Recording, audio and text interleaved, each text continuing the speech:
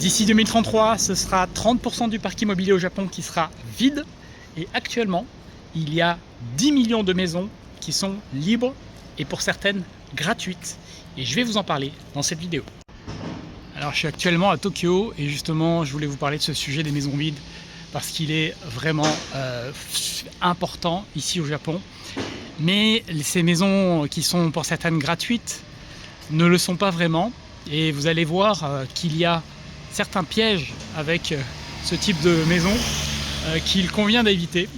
Et je vais vous dire si je pense que c'est une bonne affaire d'avoir recours à ce genre de maison. Et il faut comprendre un point capital dans l'immobilier au Japon dont je vais vous parler. Alors beaucoup expliquent ce phénomène par la démographie qui baisse au Japon depuis 2010, qui est catastrophique. Et donc par le fait qu'il y a tout simplement moins de personnes et donc ces gens libèrent les maisons n'ont pas besoin d'être occupées. Mais c'est que vraiment une partie du problème et ça explique pas en fait la situation dans laquelle le Japon se trouve par rapport aux maisons et à ces maisons vides. Il y a également un phénomène qui continue de migration vers les villes qui explique que la plupart des maisons que vous allez trouver sont en réalité à la campagne et certaines sont très isolées, bien que l'on puisse trouver certaines de ces maisons dans Tokyo. Alors Tokyo, quand on parle de Tokyo, ça peut être des maisons comme celle-ci, mais il faut comprendre que Tokyo est une très grande île. C'est la plus grande ville du monde quand on prend le Grand Tokyo avec 40 millions d'habitants, donc c'est gigantesque.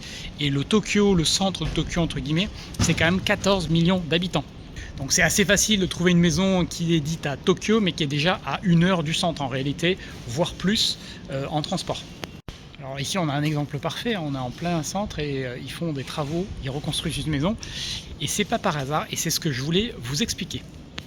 Donc ces maisons traditionnelles, ces Akiya, sont des maisons qui ont été abandonnées. Donc elles sont gérées soit dans une base de données qui s'appelle Akiya Bank, et c'est pas une banque, c'est une banque de données en réalité, soit parfois dans certaines villes par la ville elle-même. La ville va lister ces maisons-là parce que le gros problème c'est d'avoir juste des informations, de savoir qu'elle est libre, à qui elle était et finalement quelles sont les conditions. Parce qu'ici il y a une particularité dans l'immobilier, c'est que vous pouvez être propriétaire de la maison seul, mais pas du terrain, ou que du terrain et pas de la maison, et peut-être des fois des deux. Donc il y a quand même des informations qui sont nécessaires d'avoir pour savoir si vous pouvez vous porter acquéreur. Donc voilà, donc ils ont créé ces banques de données pour recenser ces maisons-là, mais évidemment ça ne résout pas le problème. Le problème de ces maisons, très souvent, c'est qu'elles sont anciennes. Donc elles ont parfois 50 ans ou plus. Elles sont donc construites la plupart du temps en bois. Et il se trouve qu'à l'époque, c'était une période de reconstruction. Donc ils ont fait ça parfois un peu n'importe comment. C'est-à-dire que c'est des maisons qui ont souvent des problèmes structurels. En plus d'être évidemment pas isolées, d'avoir parfois des problèmes d'humidité, voire de thermite, puisque les maisons traditionnellement sont en bois. Donc quand on met tout ça bout à bout, vous comprenez très vite pourquoi certaines de ces maisons sont gratuites. C'est-à-dire qu'elles ne valent juste rien du tout. Et qu'en fait, elles ont même une valeur négative puisqu'il faut payer pour les détruire, pour les démolir. Alors pour autant, est-ce qu'il faut ne pas regarder dans ce type de maison, ne pas y investir, ne pas chercher à en acheter ? La réponse, ça va être vraiment, ça dépend. Et c'est de toute façon toujours comme ça dans l'immobilier. Il y a ce que l'on dit, ce que l'on voit de manière générale et il y a les détails de chaque deal. Et vous pouvez faire de très bonnes affaires si vous achetez au bon endroit, dans les bonnes conditions, sachant que le gratuit ne sera jamais gratuit. En réalité, pour moins de 100 000 €, vous pouvez trouver une très belle maison, assez récente et qui n'a pas de problème d'humidité, qui n'est pas en bois, et qui est aux normes antisismiques, parce que ça c'est l'un des gros problèmes ici, c'est déjà de ne pas acheter dans une zone qui est prone au tremblement de terre et aussi d'acheter un bien qui est un minimum résistant au tremblement de terre, sachant que le gouvernement change régulièrement les lois et impose des travaux et que donc si vous achetez une maison qui a été construite avant 1980, il est très probable que rien n'ait été fait à ce sujet-là et qu'elle soit assez exposée, assez vulnérable. Donc il faut acheter un bien qui soit assez récent, qui est au moins de 40 ans, pour déjà vous prémunir d'un certain nombre de ces problèmes. Bon, vous aurez ensuite à payer la gift tax, donc un impôt sur le cadeau, sur la donation qui vous est faite de cette maison, dans certains cas, pas dans tous les cas. et qui peut aller de 10 à 50% de la valeur de la maison. Donc ça va pas être des grosses sommes, mais on va parler de quelques dizaines de milliers d'euros dans certains cas. Donc c'est pas rien, et on est du coup loin du gratuit. Vous aurez aussi, comme pour des maisons en Italie que vous avez peut-être dû passer, où il y a des maisons à 1 euro, en fait c'est 1 euro, mais on vous impose de rénover la maison sous genre 2-3 ans. Parfois on vous impose de travailler avec certaines entreprises, certains artisans. Donc en gros ils ont déjà les devis, c'est juste vous qui allez les payer. Donc c'est gratuit, mais on vous impose des dépenses de rénovation. Ça peut être entre 50 et 100 000 euros facilement de dépenses de rénovation qui vous sont imposées.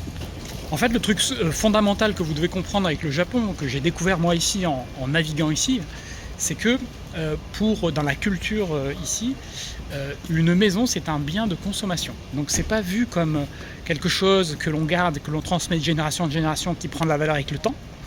Les maisons ici sont vraiment vues comme un bien de consommation, comme une voiture.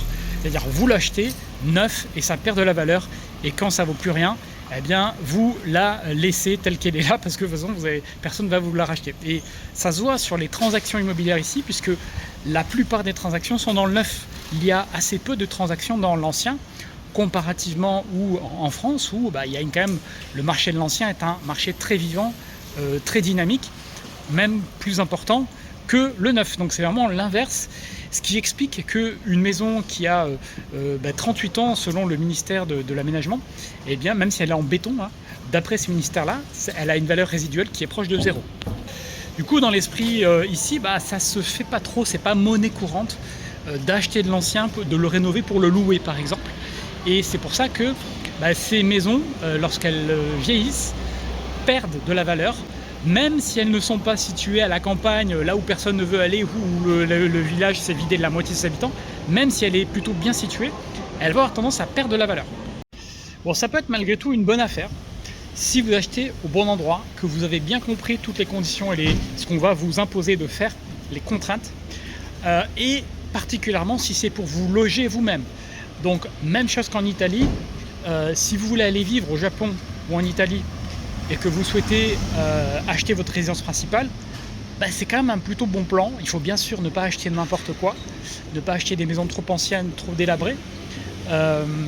Et dans ce cas-là, vous allez pouvoir, malgré tout, même s'il y a des taxes et des rénovations qui sont imposées, bon, si pour 100 000 euros, vous avez votre maison rénovée dans un lieu qui vous plaît, finalement, est-ce que c'est une si mauvaise affaire que ça? Non, bien entendu.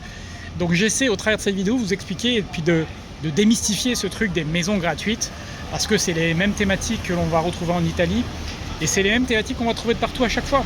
Ce que je veux dire, c'est que le sujet est toujours le même, c'est vous avez une population qui baisse, vous avez des biens qui sont vacants, et donc vous avez des gouvernements qui cherchent à faire revenir des gens, mais pas dans n'importe quelle condition, pas à n'importe quel prix, quitte à afficher les maisons à 1 euro, mais derrière ça ne va pas vous coûter 1 euro.